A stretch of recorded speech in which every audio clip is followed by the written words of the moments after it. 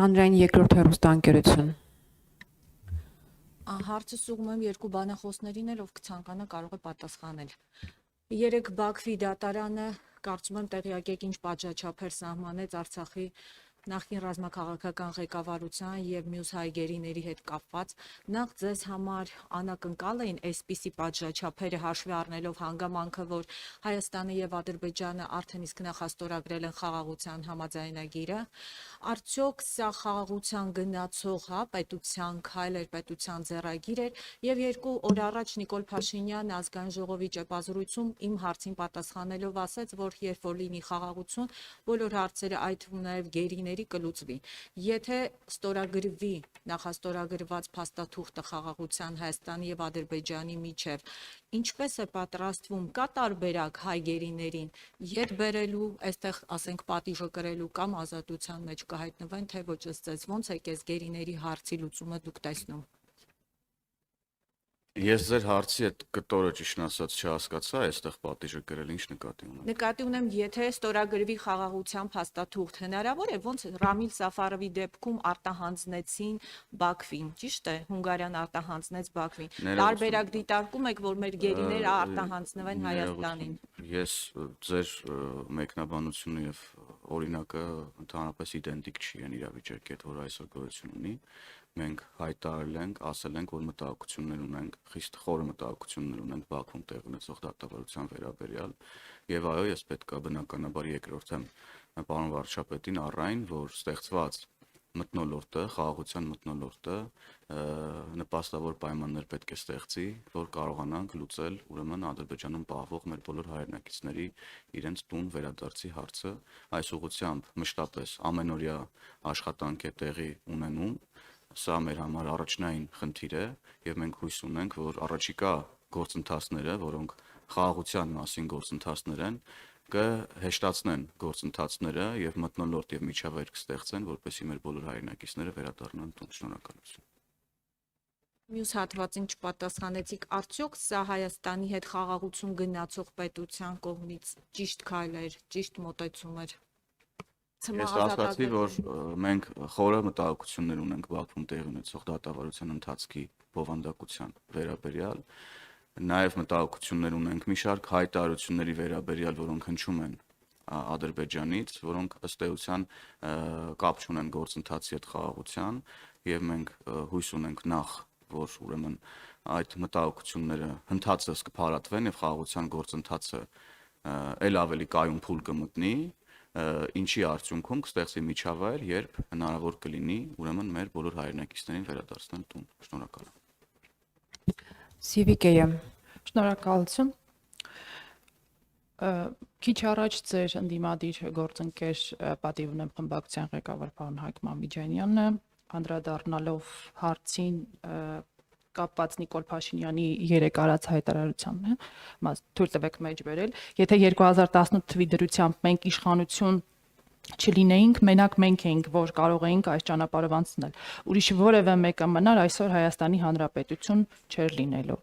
Պարոն Մամիջանյանի պատասխան պարոն Փաշինյանի այս դիտարկման ասաց, որ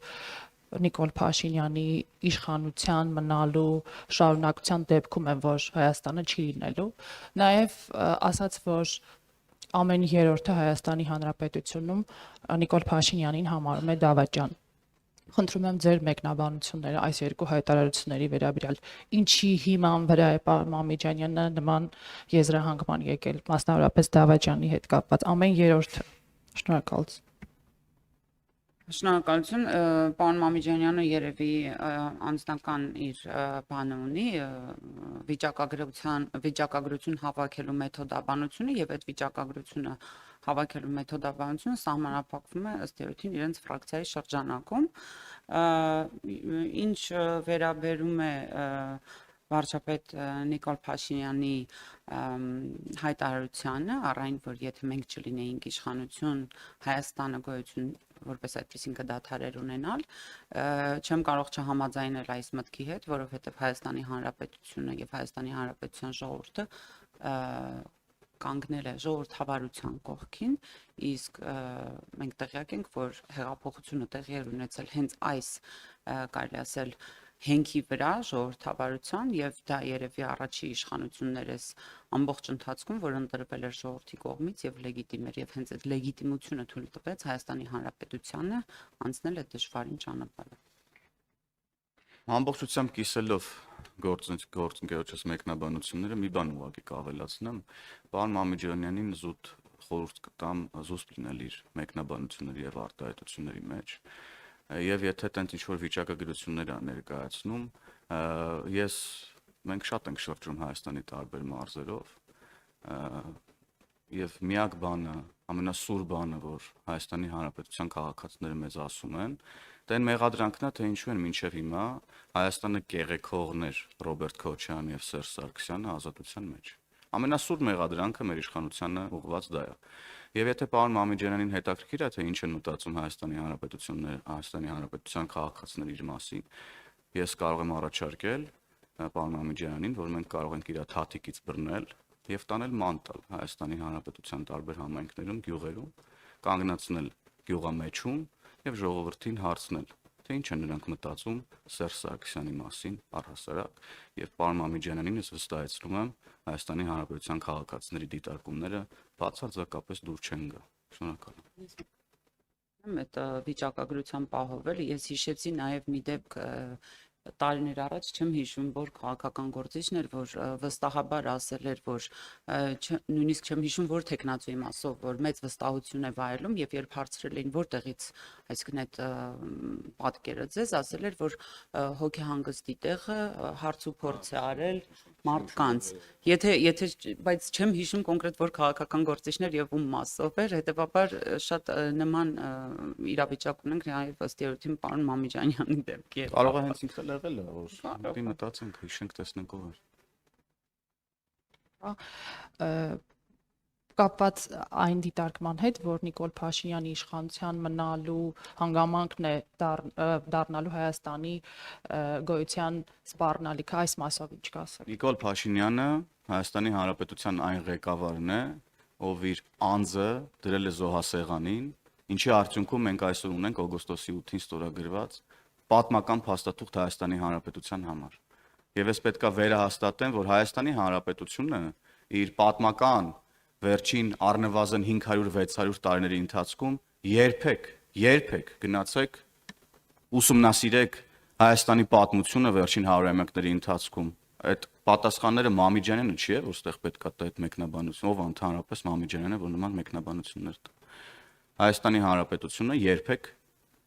այսքան ինքնիշխան, ինքնուրույն եւ ազատ չի եղել, որքան հիմա է։ Սա իրողությունն է, սա փաստ է։ Եվ սրա հետ որևէ մեկը չի կարող վիճել իր մեկնաբանություններով, պաթոսով եւ այլնով եւ այլնով։ Շնորհակալ եմ։ Կենտրոն Պարոն Հովհաննիսյան, նախ այս ձեր վերջին ասացի մասով ընդդիմադիրները օրինակ արձագանքում են, երբ որ դուք ասում եք պատմական փաստաթուղթ, ընդդիմադիրները ձեզ արձագանքում են, որ այդ պատմական փաստաթուղթը օրինակ գերիների վերադարձ չի երաշխավորում, օկուպացված տարածքների դեօկուպացիա չի երաշխավորում եւ այսպես չի փակում օրինակ Ադրբեջանի պահանջների շարքը նույն սահմանադրությունը փոխելու հետ կապված, այս մասով եւ երեք եզրափակիչ ելույթում Նիկոլ Փաշինյանը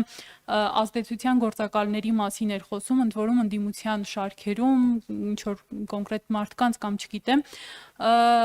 ընդդիմությունն էլ է տարակուսած, թե ինչու օրինակ դրան իրավական գործընթացներ չեն հաջորդում, եթե կան իշխանության ձեռքի տակ կոնկրետ փաստեր։ Շնորհակալություն։ Նախ ուզում եմ ձեր հարցի առաջի կտորին արձագանքել կապված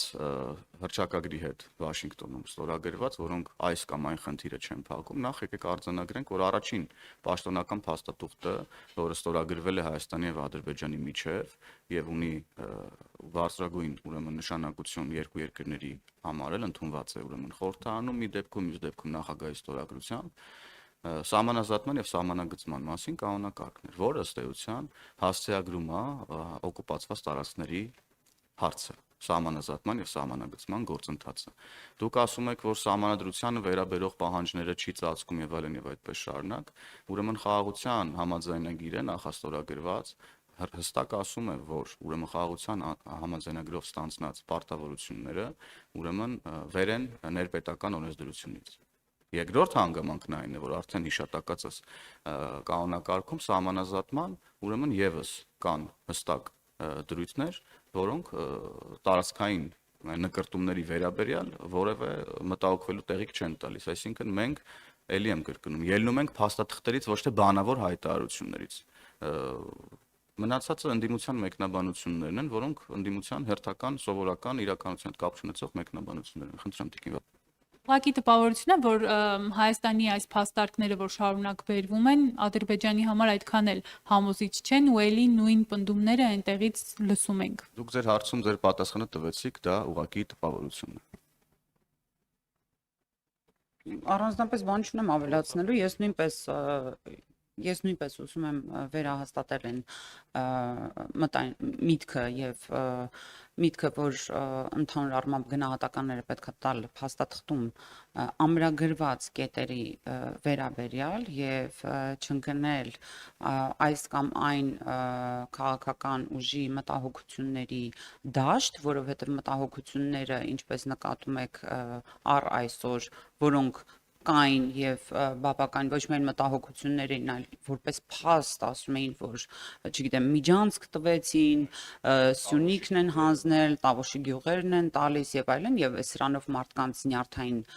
մեր ժողովրդի նյարդային համակարգը խարխլում էին, որևէ մեկը տեղի չի ունեցել եւ ես ձեզ էլ որպես լրագրող հորդորում եմ նման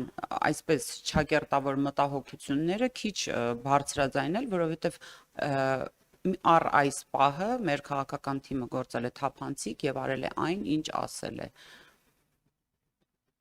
Էլի մտահոգություններ կան, որ հիմա խոսում են, եւ մենք էլ ասել ենք մինչեւ տարեվերջ,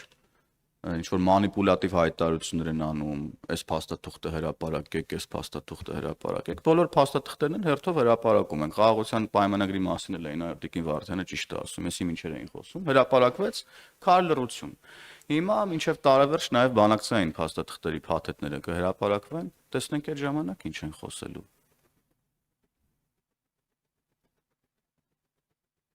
Շնորհակալություն, հա, ճիշտ եք ասում, ազդեցության գործակալների մասով ես պետք է նշեմ, որ դա մեր ոչ իմ, ոչ պարոն Հովհաննիսյանի, ոչ է քաղաքական թիմի գործունեության շրջանակում է մտնում, ես կարծում եմ, որ դա իրավապահների դաշտում է եւ ինքս էլ ակնկալում եմ այդ իրավապահների, այսպես ասած, գործունեությունը ուղղված է հարցի շուրջ, իսկ ինչ վերաբերում է գործակալներին, ապա դուք ինքներդ կարող եք ուշադիր հետևել եւ որոշ